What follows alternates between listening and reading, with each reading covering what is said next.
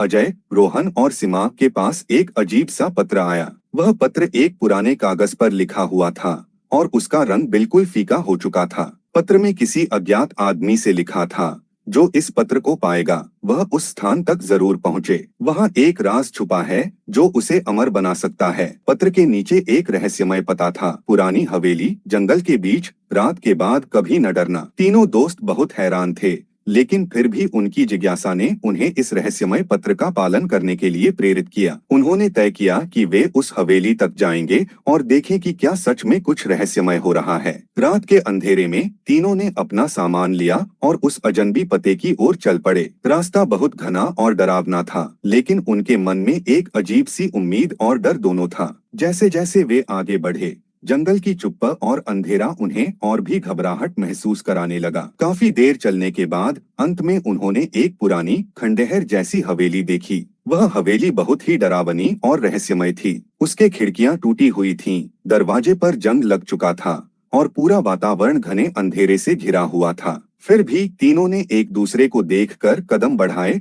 और हवेली में प्रवेश कर गए।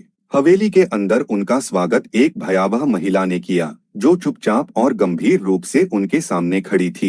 उसकी आंखें चमक रही थीं और उसकी त्वचा बहुत सफेद और भुतिया लग रही थी। वह महिला बड़ी ही नरम आवाज में बोली, तुम लोग आए हो सही समय पर। यहाँ बहुत बड़ा खजाना है, लेकिन उसे पाना आसान नहीं है। सीमा ने उत्सुकता से पूछा, क्या खजाना है दीदी? महिला मुस्कुराते हुए बोली, यह खजाना तुम्हें वही मिलेगा जो एक दूसरे से ज्यादा चाहत रखेगा।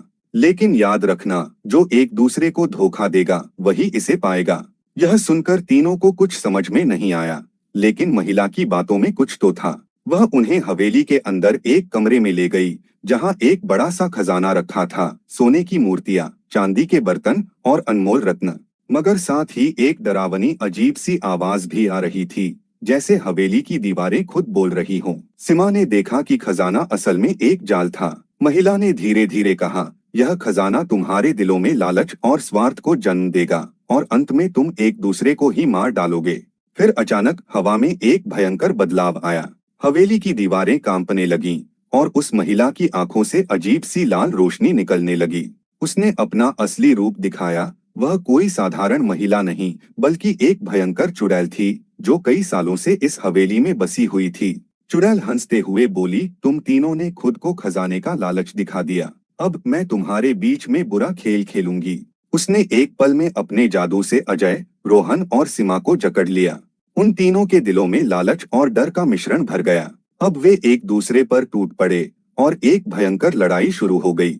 अजय ने रोहन पर हमला किया और सीमा ने अजय को धक्का दे दिया। तीनों ने एक दूसरे को मारने की कोशिश की और अंत में चुड़ैल की चाल कामयाब हुई। उसने तीनों की बलि चढ़ाई और उनका खून पी लिया। उस खून से उसे अमरता मिल गई। वह अब तक जीवित थी और उसकी हंसी हवेली के अंदर गूंजने लगी। हवेली में उनका खून एक खजाने की तरह बिखरा था और चुड़ैल अब पूरी तरह से शक्तिशाली हो चुकी थी। कई सालों तक यह हवेली वीरान पड़ी रही और आज भी उस हवेली के अंदर तीन दोस्तों की आत्माएं बुरी तरह से फंसी हुई हैं। जो भी उस हवेली में कदम रखता है, वह उन आत्माओं की आवाजें सुनता है और खुद को उसी भयावह साजिश का शिकार पाता है, जो कभी अजय, रोहन और सीमा के साथ हुई थी।